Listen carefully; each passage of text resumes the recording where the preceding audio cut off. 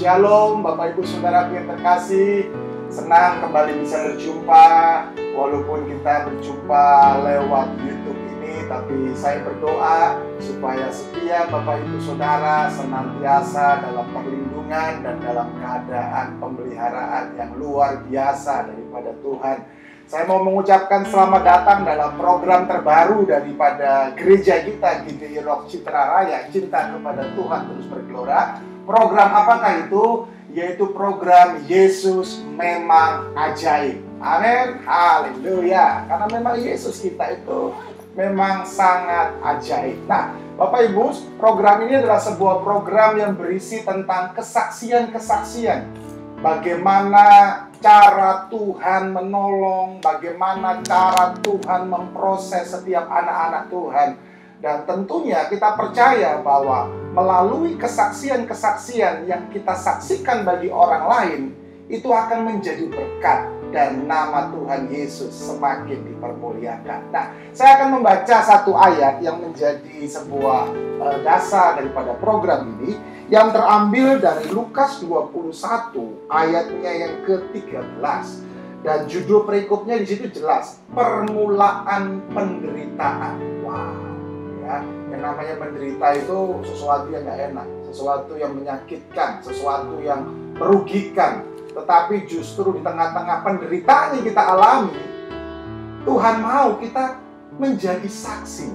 Makanya di ayat yang ke-13 dikatakan, hal itu akan menjadi kesempatan bagimu untuk apa? Bersaksi. Haleluya, ya. Dan hari ini saya bersyukur sekali. Saya tentunya tidak sendiri. Saya bersama dengan seorang anak Tuhan, saya juga memanggil dia juga Koko, karena juga memberikan nasihat-nasihat buat saya juga, ya. Dan saya sudah kenal dengan beliau mungkin kurang lebih 10 tahun, dari 15 tahunan lebih saya sudah kenal dengan beliau, dan beliau adalah orang yang cinta Tuhan. Beliau betul-betul mendedikasikan hidupnya untuk Tuhan, walaupun beliau bekerja di marketplace, tapi beliau tahu bahwa semua yang ada itu dari Tuhan. Siapakah dia? Tentunya tidak asing lagi. Thank you, Pak Thomas. Terima kasih. Haleluya, senang bisa berjumpa Pak Peter. Ya. Untuk Tuhan. Amin. Beliau ini adalah Bapak Peter Wongso, ya, atau biasa dikenal dengan Peter Wong Hang. Ya, karena memang beliau adalah generasi ketiga dari Wong Hang Taylor. Dan hari ini kita akan mendengarkan kesaksian beliau. Mari persiapkan hatimu. Pastikan kau sudah ada di tempat yang betul-betul nyaman, tepat, sehingga kau tidak terganggu. Karena saya percaya kesaksian malam hari ini akan memberkati Bapak Ibu Saudara semua. Haleluya. Nah, Pak Peter, kita ini udah lama banget ini kita nggak berjumpa ya. Ya, selama pandemi. Selama pandemi terutama ya. Sudah setahun lebih kita nggak berjumpa. Sebelum vaksin tidak boleh ketemu. Ya, sebelum vaksin tidak boleh ketemu. Dan sudah sebelum kita ketemu sudah antigen. Antigen dulu Pak. Betul. Negatif. Dan sudah vaksin 2 kali Pak. Sertifikat sudah teruji juga. Nah, oke Pak Peter. Waduh, gimana Pak kabarnya Pak selama ini Pak? Ya, kabarnya harus dibikin jadi baik. Jadi baik ya? Harus dibikin jadi baik. Sesungguhnya apa yang kita alami, kalau itu diizinkan Tuhan, ya kita nikmati. Wah, luar biasa. Tapi Pak, sebelumnya saya mau tanya nih Pak, betul ya Pak? Bapak ini kan generasi ketiga dari Wong Hang Taylor ya Pak? Ya betul. Wah, ini kalau boleh tahu nih Pak, Wong Hang ini jadi total sudah ada berapa cabang Pak? Sekitar 15. 15, wow, luar biasa. Ada di Surabaya, ada di Jakarta, ada di Semarang, Bandung, saya tahu juga ternyata ya. Ujung Pandang, Medan, betul ya. Singapura juga, waduh, luar biasa ini. Kalau boleh tahu juga Pak Peter berapa bersaudara? Saya 5 bersaudara. 5 bersaudara. Dengan 2 adik sepupu yang 2 adik sepupu. Oke. Kemudian ponakan anak sudah mulai terjun. Mantap, luar biasa Tuhan. Iya. Dan Pak Peter ini anak sulung ya Pak ya? Sulung. Anak yang pertama ya. Wah, dari 5 bersaudara. Luar biasa sekali ini. Nah, kalau boleh saya tanya Pak, semuanya di dalam usaha ini, terutama ini kan 5 bersaudara, anak, ada bahkan apa tadi ponakan juga, semuanya bersama-sama, semuanya baik, semuanya rukun nih Pak ya, luar biasa ya. Haleluya, ini luar biasa sekali nih, karena nggak mudah untuk menyatukan satu keluarga besar ini, tapi atas anugerah Tuhan gitu ya. Oke. Nah Pak Peter, jadi di program ini memang kami rindu Pak, supaya ada kesaksian-kesaksian yang bisa membangkitkan iman daripada jemaat. Dan saya juga sempat mendengar, ya boleh dikatakan bahasa saya itu, Pak Peter sempat mengalami yang namanya hampir mati atau sudah mati itu. Nanti Pak Peter nanti akan ceritakan langsung lah ya. Nah, oke Pak, langsung masa lalu, fakta sejarah, dan itu tahun kelahiran 1965 di usia bayi yang berumur 40 hari. Bayi 40 hari? Ya, bayi itu sudah dalam kondisi yang sekarat. Wow. Datang kepada dokter dan dimarahin sama dokter itu. Dimarahin Pak? Bahwa orang tua saya datang dengan membawa, ini sudah hampir jadi mayat.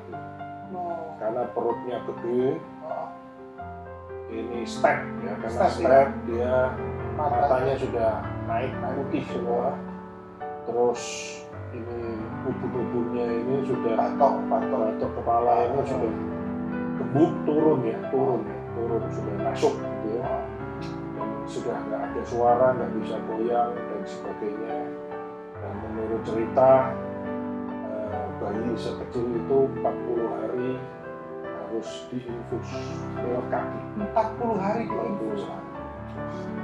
Nah, dokter hanya bilang satu kata aja, menunggu mujizat.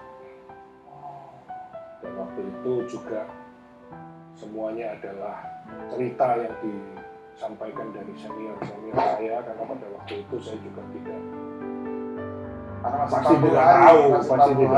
Ya. Jadi yang jelas di rumah sakit itu kebetulan ada tanda salib di dinding, dan orang tua saya berdua, papa, mama, kemudian nenek dari papa saya masih hidup, nenek saya yaitu mama dari papa saya, mereka meminta belas kasihan dari Tuhan. Karena ini cucu pertama, ditunggu lama, laki kan, cucu pertama, kondisinya sudah tidak ada harapan. Bahkan kalau nggak salah dokter sempat bilang, ini ngapain bawa mayat ke sini? Ya, betul. Dia bilang ini orang sudah mati, katanya, karena sudah kondisi begini itu tinggal tunggu jam dan waktu. Tapi atas anugerah Tuhan, satu hari Tuhan Anda yang saya sembah, menunjukkan kebaikannya. Amin. Saya bisa tiba-tiba pagi itu nangis dengan suara yang keras, dan tibalah pada hari ini sudah menjalani kehidupan sekian lama dan sudah punya cucu juga. Akhirnya saya bisa melihat dari seorang cucu saya kemarin yang baru lahir itu, dia juga sedikit ada kuning gitu kan. Mamanya boleh pulang rumah sakit, tapi anaknya nggak boleh. Tapi karena cinta, mamanya bilang mamanya juga tinggal di rumah sakit. Itu aja membuat stres. Apalagi buah keluarga kecil dari anak kedua saya. Apalagi waktu itu. Jadi saya bisa membayangkan bahwa kondisi sangat tidak baik. Tapi Tuhan yang Anda sembah, Tuhan yang saya sembah, sanggup merubah yang tidak baik menjadi baik. Haleluya. Satu kenyataan, fakta. Akhirnya satu keluarga yang belum mengenal Tuhan, nenek saya dan neneknya papa saya, mendedikasikan dirinya untuk mempersembahkan hidupnya mengenal Dia. Dan semua meja-meja sembayangan, kebiasaan-kebiasaan etnis China itu disingkirkan. Wah, 40 hari bayi ini bisa menjadi alat Tuhan untuk menyelamatkan 2 jiwa. amin, haleluya. Wah, memang berarti waktu itu yang Bapak derita itu waktu masih 40 hari itu bukan sesuatu yang main-main ya Pak ya. Karena itulah itu perut sudah kembung, kemudian beda tipis antara hidup dan mati. wow, memang Sudah selisih 1 lapis, iya. selembar kertas. Yes. Yesus memang ajaib. Yes. Iya, Yesus memang ajaib. Itu luar biasa sekali. Saya percaya bahwa apapun sakit yang kita alami, Yesus memang ajaib, pasti bisa menyembuhkan. Kita melihat tadi bagaimana Pak Peter, ya dokter sudah berkata, ngapain ini bawa ini sudah tinggal tunggu jam aja mati. Tapi justru hari ini kita bisa melihat dengan wajah bahasa saya sumringahnya, senyumnya itu ya, dan juga dengan segala sukacita kerendahan hati beliau hari ini beliau ada itu betul-betul karena Tuhan. Itu luar biasa sekali. Nah Pak, selain kesembuhan yang tadi Bapak sempat ceritakan, ya, ada juga yang tadi menarik buat saya Pak. Saya rindu juga mungkin Bapak bisa sedikit cerita, yaitu bagaimana melalui seorang anak kecil, kalau bisa saya katakan bayi, masih 40 hari bisa membawa 4 orang, ya betul Pak? 2 orang. 2 orang bisa membawa 2 orang menjadi menerima keselamatan di dalam nama Tuhan Yesus. Nah, bisa ceritain apa? Waktu itu apa yang membuat 2 orang itu yang adalah nanti Bapak akan ceritakan ya. Nenek saya dan neneknya papa. Nenek. Jadi 2 generasi ke atas. 2 generasi di atas Bapak ini. Apa yang membuat mereka akhirnya bisa menerima keselamatan itu Pak? Apakah mereka melihat ada sesuatu atau apa Pak? Coba Pak. Saya pikir menurut saya, kalau saya sekarang cerita nggak tepat. Ya. Karena beliau sudah Ya. kembali ke rumah Ya. Bapak. Ya. Tapi yang saya jelas adalah satu hal aja. Khotbah di atas mimbar dengan di bawah mimbar. Iya. Jadi menurut saya waktu itu saya lagi khotbah di bawah mimbar dengan segala keadaan yang waktu itu saya juga nggak ngerti pasti kan, tapi Tuhan yang membuat saya bisa dipakai sebagai alatnya untuk memenangkan 2 wanita tercinta di dalam kehidupan saya. Wow. Dan itu adalah khotbah di bawah mimbar. Khotbah bayi. Khotbah seorang bayi. Haleluya. Yang diurapi dan dipakai Tuhan. Tuhannya itu jangan lupa. Haleluya. Bayi aja bisa dipakai Tuhan untuk membawa keselamatan. Apalagi kita ini yang udah dewasa gitu kan Pak. Kita juga harus menjadi alat untuk menyatakan keselamatan bagi banyak orang. Nah, kehidupan sehari-hari adalah dunia ini panggung sandiwara. Betul. Dan dilihat banyak orang. Hidup kita ini menjadi cerminan bagi banyak orang ya Pak ya. Nah, tapi saya juga sempat dengar Pak, kalau saya tidak salah, jadi waktu itu lagi berdoa di waktu lagi sakit itu, mereka lagi berdoa dan mereka melihat salib ya, betul ya Pak ya? Ada salib di bawah salib yang terpasang di dinding rumah sakit. Wow. Karena memang rumah sakit kan pasti ada. Iya. Rumah sakit Kristen itu di Surabaya di RKZ. Oh, RKZ. Iya. Rumah sakit Katolik. Iya. Oh, jadi karena juga mereka melihat itu juga, jadi mereka mengalami juga bagaimana keselamatan yang daripada Tuhan. Selain tentunya lewat khotbah yang tadi Bapak sampaikan soal haji gitu tadi ya. Tapi ini sangat menarik Bapak Ibu ya. Kalau Bapak Ibu Saudara melihat, saya pernah menyampaikan satu firman Tuhan di YouTube saya, Pastor Thomas Ribu, yaitu saya memberi tema salib Yesus itu mulia. Amin. Saya percaya salib Yesus itu sangat mulia. Ya, salib Yesus itu menyelamatkan, salib Yesus juga menebus setiap dosa-dosa kita. Jadi saya tadi begitu dengar apa yang disampaikan itu luar biasa. Makanya kita sebagai orang percaya, kita sebagai pengikut Kristus, kita seharusnya jangan jadikan salib cuma sebagai simbol. Yes.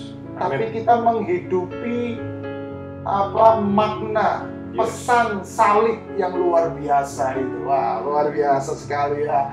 Saya percaya kalau Pak Peter bisa dipakai Tuhan, saya dan juga Bapak Ibu Saudara, kita juga bisa dipakai Tuhan. Haleluya. Nah, Pak Peter, ya kita tahu lah Pak, bangsa kita bahkan bangsa-bangsa lagi mengalami satu hal yang, kalau boleh saya katakan, hal yang menyakitkan, merugikan, dan juga hal yang menyedihkan, yaitu pandemi COVID-19. Kita bersyukur Indonesia memang hari-hari ini kita melihat situasi menjadi lebih baik, tapi kita tetap harus mengikuti arahan pemerintah, yaitu waspada juga. Nah, Pak, di tengah-tengah situasi ini, Bapak sebagai seorang pengusaha, ya, sebagai seorang, saya menyebutnya begini Pak, karena Pak Arifin dan Pak Roni itu mengajarkan. Ya, jadi Bapak ini hamba Tuhan di marketplace. Ya, kalau saya hamba Tuhan di dunia pelayanan gereja. Nah, khotbah di bawah mimbar. Nah, Pak, di tengah-tengah situasi ini, boleh nggak tanya nih Pak ya? Kira-kira usahanya Bapak ini kena dampak nggak? Kalau kita mau ngomong jujur dan kita mau ngomong yang apa aja, ya nggak ada usaha yang tidak terkena dampak. Tinggal sikap kita aja, bagaimana kita menaruh posisi kita. Sedangkan di masa pandemi aja, kalau saya waktu itu menyetel pikiran saya bahwa seakan-akan saya itu tinggal di hotel, terkunci, nggak bisa keluar. Dan saya mengambil waktu untuk olahraga, dan Tuhan mengirim 2 malaikatnya, yaitu cucu saya, untuk kita nyanyi-nyanyi, loncat-loncat, lari-lari, ya kita bikin hati senang, ya kan. Terus kita, ya sudahlah, ada makanan kita makan, ya kan. Terus ada yang lagi susah, terus buka usaha untuk jual kuliner, kita kasih ordernya. Kalau banyak nanti nggak habis karena kita juga sudah tambun, ya kan? Kita kirim kepada teman-teman yang kita kirimin supaya mereka juga menikmati, ya kan? Jadi semuanya tergantung kepada mindset kita. Jadi saya atur bagaimana caranya supaya kita happy, tetap happy, ya kan? Kita imunnya supaya kuat, ya. Dan selama itu pula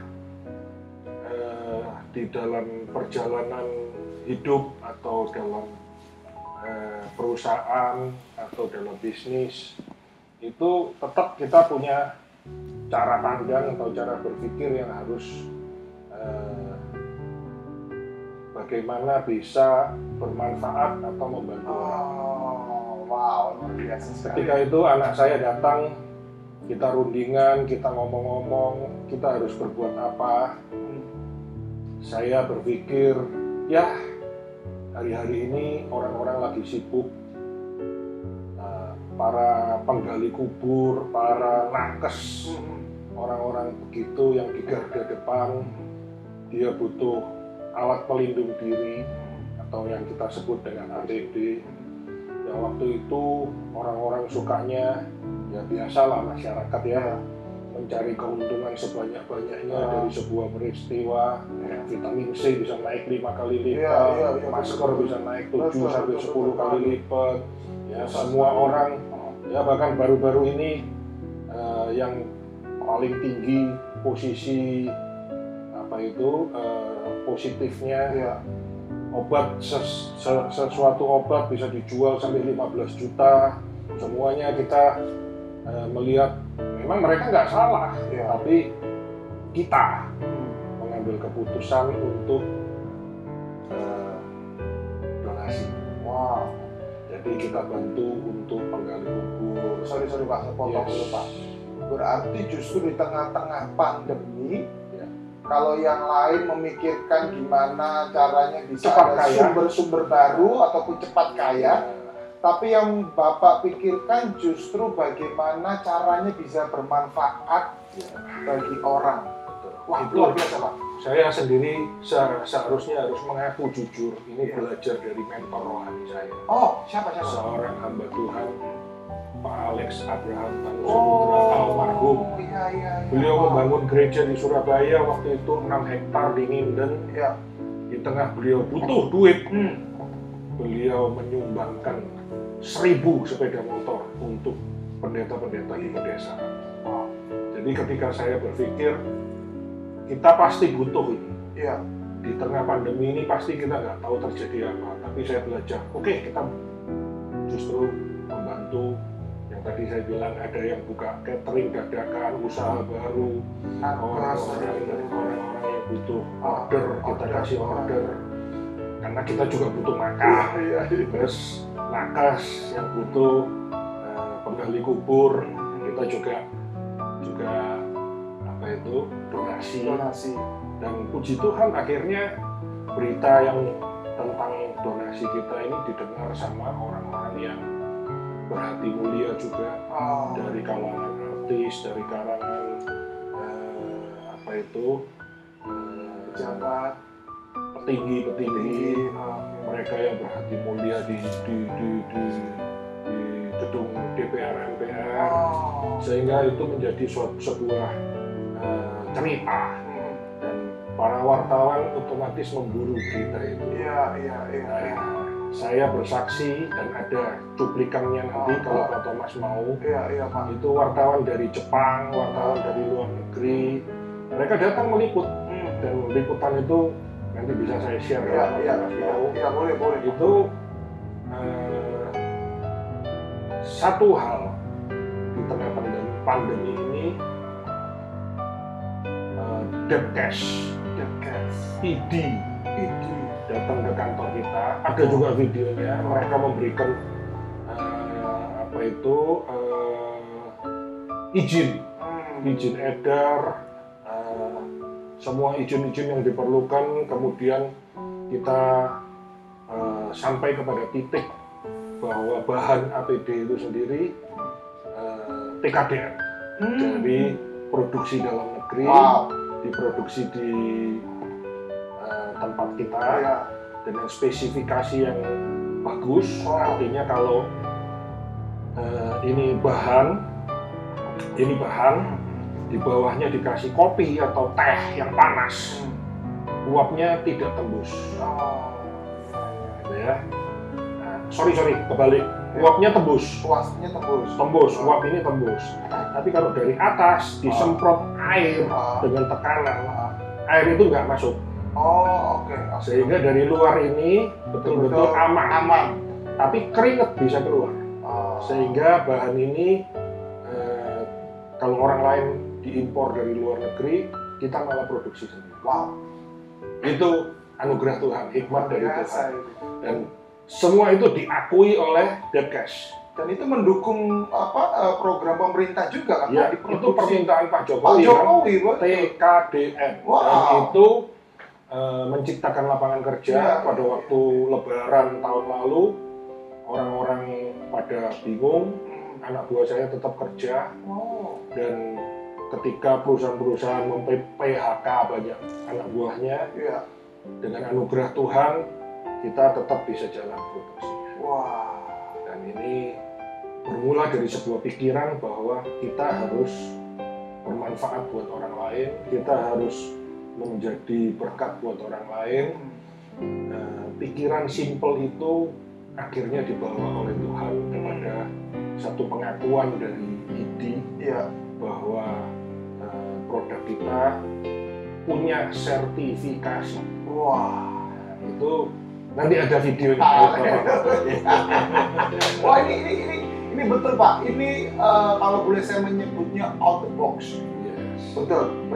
Ya, karena saya percaya begini, Bapak Ibu Saudara yang terkasih, warga kerajaan Allah, Roh Citra Raya, cinta kepada Tuhan terus bergelora. Saya percaya begini, sesuatu yang kita lakukan dengan ketulusan, sesuatu yang kita lakukan dengan kejujuran, dengan kerinduan untuk menjadi berkat bagi orang lain, itu saja sudah Tuhan lihat dan itu akan menjadi alat untuk Tuhan memberkati kita. Ya, kita mendengar sendiri bagaimana justru ketika yang lain lagi kekurangan, lagi cari pengen dapat banyak, justru Bapak mengambil keputusan untuk membantu, tapi akhirnya terima orderan banyak ya Pak. Pak Buntu ya. Tapi Pak, waktu itu Pak. Tapi diprotes bro. Nah, itu diprotes. Ya, banyak orang menyebut kita merusak harga. Karena terlalu harga mahal. kita harga yang tidak seperti mereka buka. Jadi kita dianggap menghancurkan harga. Bisa dibilang harganya Bapak murah gitu ya. Tapi kualitas bagus dan itu diakui oleh pemerintah. Sertifikasinya ada. Wow. Dan kalau ada orang-orang lain yang membuat produk itu pun menurut saya sertifikasinya ada nggak? Tapi akhirnya pikiran yang sederhana ini dipakai Tuhan untuk menghantar kita sampai pada hari ini, dan kita masih tidak tahu apa ke depan. Ya, kita hanya berserah saja dengan satu pemahaman bahwa segala sesuatu yang diizinkan Tuhan terjadi. Amin. Ini luar biasa sekali Pak. Ya, saya percaya bahwa Tuhan masih akan terus melakukan perbuatan-perbuatan yang ajaib atas kita semua. Yes. Nah, untuk itu Bapak Ibu Saudaraku yang terkasih, mari firman Tuhan tadi di awal juga sudah jelas berkata, waktu kita mengalami penderitaan, yang harus kita lakukan justru kita menjadi saksi bagi nama Tuhan. Dan kita melihat sendiri bagaimana Pak Peter ya dari ketika masih 40 hari ya boleh mengalami kesembuhan daripada Tuhan. Boleh mengalami mujizat, disembuhkan dari sakitnya. Enggak cuma sampai di situ ya, menjadi alat untuk memenangkan 2 jiwa ya, khotbah di bawah mimbar. Nah, itu haleluya. Jadi sebetulnya nggak ada alasan buat Bapak Ibu Saudara nggak berkhotbah, karena ada juga khotbah di bawah mimbar gitu ya. Haleluya. Nah, kemudian yang berikutnya juga adalah bagaimana Pak Peter justru dipakai Tuhan juga ya di tengah-tengah situasi pandemi, menerima order yang berlimpah dimulai dari kerinduan untuk menjadi berkat. Nah, ini yang luar biasa sekali Pak. Nah, mungkin di yang sesi terakhir ini Pak, mungkin Bapak bisa memberikan apa ya, kalau saya boleh menyebutnya wejangan-wejangan ataupun juga kata-kata kekuatan buat setiap jemaat Tuhan yang menyaksikan ini. Tentunya ini bukan disaksikan oleh Roh Citra Raya saja Pak, ya, tapi ini disaksikan oleh seluruh dunia. Puji Tuhan. Dan saya percaya kesaksian ini akan menjadi berkat. Silakan Pak. Ya, kalau menurut saya Pak Thomas, hidup itu adalah sebuah proses.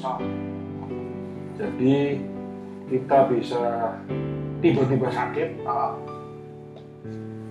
ataupun sembuh, kita bisa tiba-tiba kaya ataupun miskin. Ya.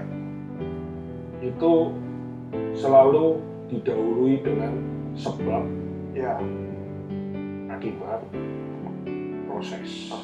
Nggak mungkin orang tiba-tiba sakit. Ya. Ketika kita sakit perut, kita selalu mau introspeksi. Kenapa saya sakit perut? Kenapa diare hari ini? Ya. Oh, kemarin saya makan pedas. Ya. Pasti ada sebab. Kenapa kok hari ini Anda merasa pusing? Oh iya, saya kurang tidur. Ya, dan kita bisa mengalami itu tidak lepas dari satu kata yang namanya proses. Ya. Jadi kalau kita telusuri perjalanan hidup kita, ya, yang saya sering sebut dengan journey, sebuah perjalanan hidup bersama dengan Tuhan yang saya cintai, itu hidup itu seperti 2 batang rel yang tidak mungkin akan ketemu, karena yang satu rohani, yang satu jasmani. Sebuah kejadian yang tidak mungkin bisa ketemu ini, malah kalau misalnya satu saat rel ini ketemu, gerbongnya akan diguling. Iya. Yang rohani akan selalu bilang 5 tambah 2, 5.000. Sisa 12 bagong. Yang jasmani bilang nggak mungkin, 5 tambah 2 pasti 7. Yang jasmani bilang kalau dia lahir cacat pasti ada dosa. Tapi Tuhan bilang lahir cacat penyakitmu untuk memuliakan nama Tuhan. Banyak hal yang kita tidak mengerti antara jasmani dan rohani. Dan ini adalah proses. Kehidupan kita seharusnya tidak ada jaminan dari Tuhan bahwa langit selalu biru. Agama apapun di dunia ini, kalau kita mau jalani, kalau kita mau telusuri, kita mau ikutin, apapun agamanya, dia juga pernah menderita, dia juga pernah sakit, dia juga pernah mengalami hal di dalam kehidupan. Tapi yang jelas, kalau kita punya Tuhan, kita mendekatkan diri kepada Tuhan terus. Sekali merdeka, tetap merdeka. Sekali Yesus, tetap Yesus. Apapun yang kita alami, apapun yang kita terjadi dalam kehidupan kita, jangan dikira hidup saya juga mulus-mulus saja. Semua mengalami gelombang, badai, lembah, dan sebagainya. Tapi melewati itu semua, asal ada Tuhan. Karena Tuhan menurut saya adalah Tuhan yang dekat dengan orang susah. Tuhan yang dekat dengan orang yang hancur. Dan saya melihat itu baru saya terima itu dari sebuah kisah Tuhan melakukan mukjizat yang merubah air jadi anggur. Sebetulnya anggur waktu itu di perjamuan itu diperuntukkan untuk orang-orang yang VIP. Untuk orang VIP yang boleh masuk di dalam perjamuan itu dan minum anggur. Selebihnya mungkin mereka minum air aja, minum yang. Tapi karena Tuhan ada di sana, Tuhan menyamakan semuanya minum anggur, sehingga anggurnya kehabisan. Ketika anggur kehabisan itu pun dia memberikan kuasa menyatakan mukjizat. Akhirnya saya menyarankan kepada Bapak Ibu Saudara, kalau hari ini kondisi Anda masih tidak seperti yang diharapkan, ingatlah itu adalah proses. Kalau Anda tetap percaya kepada Tuhan, tingkatkan kualitas rohanimu, jam terbangmu dengan Tuhan.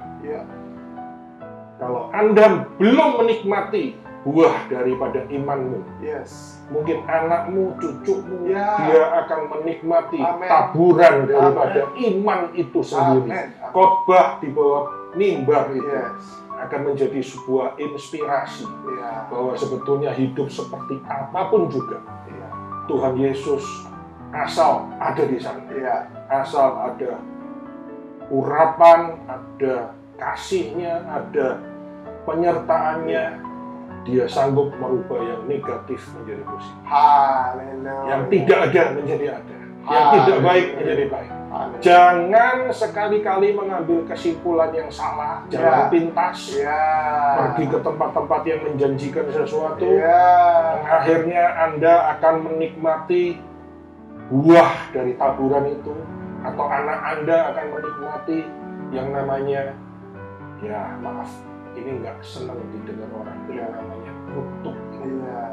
Tapi ketika kita tetap percaya satu-satunya Tuhan, satu-satunya penolong, Tuhan yang dekat dengan orang yang hancur hati, Tuhan yang dekat dengan orang yang susah, Tuhan yang dekat dengan orang kecil, Tuhan itu akan pelan-pelan sebagai sebuah proses. Dia akan mengangkat kita dengan tangannya yang kuat, sehingga kita tidak merasa sendirian. Kita dibawa untuk selangkah demi selangkah, dan setiap langkah adalah mukjizat. Gitu, Pak. Ya, setuju, katakan amin ya. Tulis di kolom komen, katakan amin, amin, amin. Luar biasa. Hari ini saya mendengarkan khotbah langsung dari Pak Peter. Dan itu kesaksian hidup. Itu yang saya alami. Itu yang saya pernah rasakan. Iya. Pahit getirnya kehidupan. Tapi memang itu sesuatu yang sudah dialami, sesuatu yang sudah dirasakan ketika dibagikan itu jauh lebih powerful, Pak. Karena itu khotbah ditolongin, Pak. Dan itu ada realita yang saya rasakan. Betul. Bahwa di dalam situasi apapun juga, jangan terpancing untuk menukarkan hak kesulunganmu dengan semangkok kacang merah. Sekalipun itu kelihatannya kacang merah. Tapi ingat, hak kesulungan itu jauh di atas semangkok kacang merah. Dan saya bilang, Tuhan Yesus yang Anda sembah, yang saya sembah, yang Anda layani, yang kita hidupi, Dia ya dan amin. Amin. Haleluya. Luar biasa sekali Bapak Ibu Saudara. Saya sungguh bersyukur ya bahwa hari ini kita bisa menerima sebuah berkat kesaksian yang luar biasa, dan juga di dalam program yang perdana ini dari Yesus Memang Ajaib. Ya, saya berdoa biarkan setiap kesaksian yang sudah Bapak Ibu Saudara dengar itu menguatkan setiap kita, membangkitkan iman kita, dan yang pasti adalah apa? Jangan tukar Yesus oleh karena apapun juga. Haleluya. Tuhan memang ajaib. Amin. Haleluya. Kalau boleh saya katakan, beta Laskar Kristus. Haleluya. Sekali Yesus, tetap Yesus. NKRI sampai selama-lamanya. Amin. Oke, saya mengajak setiap kita untuk berdoa, Pak. Kita akan berdoa dan kita juga akan mendoakan bagi yang sakit, karena saya percaya bahwa kuasa Yesus juga bisa bekerja. Tuhan, dalam nama Tuhan Yesus, malam hari ini Tuhan, hamba-Mu dengan Pak Peter mengangkat tangan, mengarahkan kepada setiap umat. Aku berdoa iman mereka yang mulai goyah, Kau kuatkan. Iman mereka yang hendak mereka tukar, Tuhan, digagalkan dalam nama Tuhan Yesus. Dan segala sakit penyakit mereka disembuhkan. Amen. Yang sakit cancer, sakit tumor, sakit mata, sakit apapun juga namanya, di dalam nama Tuhan Yesus Kristus, kuasa kesembuhan-Mu terjadi Tuhan. Bahkan tidak ada yang mustahil. Setiap orang yang mendengar kesaksian ini bertobat, menerima Yesus sebagai juru selamat mereka. Di dalam nama Tuhan Yesus Kristus, berkati setiap umat-Mu Tuhan.